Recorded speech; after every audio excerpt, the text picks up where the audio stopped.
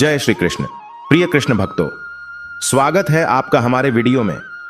दोस्तों, श्री कृष्णा कहते हैं कि खुशी एक चुनाव है, इसे कोई दूसरा नहीं दे सकता। खुशी बाहरी परिस्थितियों पर निर्भर नहीं करती, बल्कि हमारी मानसिकता पर निर्भर करती है। भगवान श्री कृष्ण के अनुसार खुशी छोटी छोटी चीजों में छिपी होती है, हमें उन्हें खोजना चाहिए। खुशी दूसरों की मदद करने से मिलती है, खुशी कृतज्ञता से मिलती है।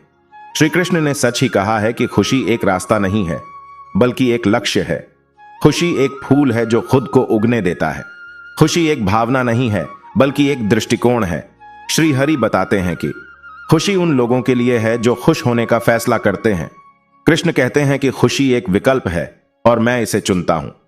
जीवन में खुश रहने के लिए भगवान श्री कृष्ण ने कुछ सुझाव दिए हैं कि अपनी तुलना दूसरों से न करें, वर्तमान क्षण में जिएं, नकारात्मक विचारों को सकारात्मक विचारों से बदलें, दूसरों की मदद करें।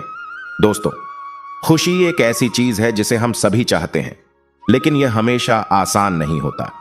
जीवन में कई चुनौतियां आती हैं जो हमें खुश रहने से रोक सकती हैं, लेकिन अगर हम इन चुनौतियों का सामना सकारात्मक दृष्टिकोण के साथ करते हैं तो हम खुश रह सकते हैं।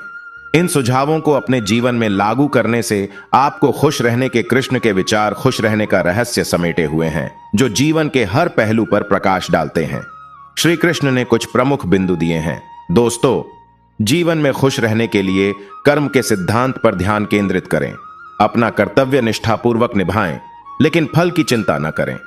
यह आपको बाहरी परिस्थितियों से मुक्त रहने और आंतरिक शांति पाने में मदद करेगा। श्री कृष्ण के प्रति अनंत प्रेम और समर्पण के माध्यम से आत्मसमर्पण का मार्ग अपनाएं। भगवान में विश्वास और पूर्ण समर्पण आपको निराशा और डर से मुक्त कर सकता है। सांसारिक वस्तुओं से अत्यधिक लगाव और इच्छा को त्यागें। खुशी भौतिक संपत्ति में नहीं, बल्कि आपके अंदर निहित शांति और संतोष में है। दोस्तों, जीवन में सुख दुख, लाभ हानि, जीत हार को समान भाव से स्वीकार करें। जीवन का चक्र निरंतर चलता है, इसलिए परिस्थितियों से अताच रहें और अपना संतुलन बनाए रखें। अपने मन को नियंत्रित करने के लिए ध्यान का अभ्यास करें। शांत और संतुलित मन ही सच्ची खुशी का आधार है। अपने कर्तव्य और धर्म का ईमानदारी से पालन करें। इससे आपके जीवन में सार्थकता और उद्देश्य मिलेगा, जो खुशी का स्रोत है। श्री कृष्ण ने कहा है कि किसान बीज बोता है, उसकी देखभाल करता है, लेकिन फसल की चिंता नहीं करता।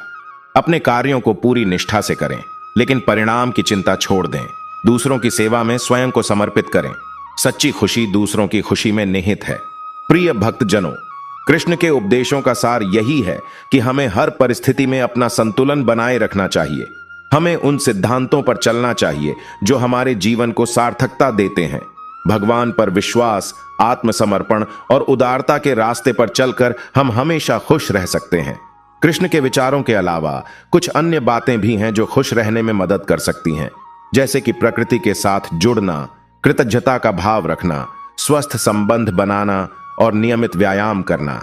दोस्तों, मुझे आशा है कि इससे आपको खुश रहने के रहस्य को समझने में मदद मिलेगी।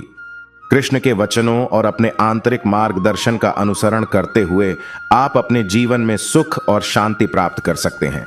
भगवान श्री कृष्ण अपने भक्तों को एक कहानी सुनाते हैं, तो खो जाए इसी कहानी में पहले चैनल को सब्सक्राइब कर दीजिए। दोस्तों, एक बार की बात है, एक छोटा सा गांव था। उस गांव में एक बुजुर्ग दंपति रहता था। उनका नाम था राम और सीता। राम एक किसान थे और सीता एक गृहिणी। राम और सीता बहुत ही खुशमिजाज और दयालु लोग थे। वे हमेशा दूसरों की मदद करते थे। एक दिन राम और सीता अपने खेतों में काम कर रहे थे। अचानक उन्हें एक छोटी सी बच्ची रोती हुई दिखाई दी। बच्ची का नाम था प्रियंका। प्रियंका अपने माता पिता से बिछड़ गई थी। राम और सीता ने प्रियंका को अपने घर ले जाकर उसे खाना खिलाया और उसे सुला दिया। अगले दिन राम और सीता ने प्रियंका के माता पिता को खोज निकाला। प्रियंका के माता पिता बहुत खुश हुए कि उनकी बेटी मिल गई है।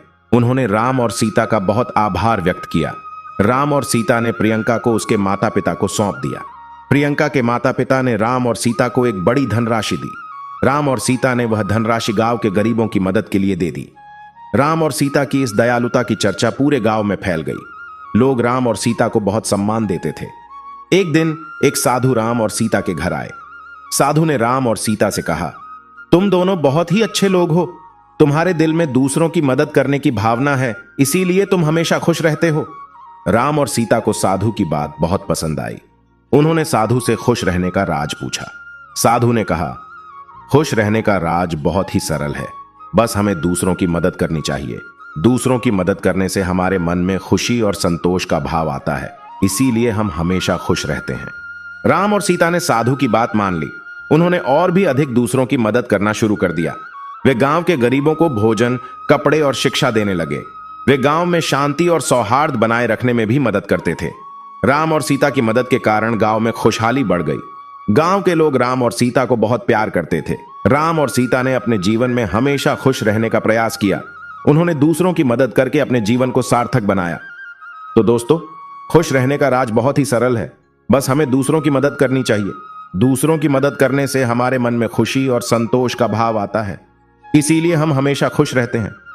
हम सभी को दूसरों की मदद करने का प्रयास करना चाहिए। इससे हमारा जीवन भी खुशहाल बनेगा और हमारे समाज में भी खुशहाली बढ़ेगी।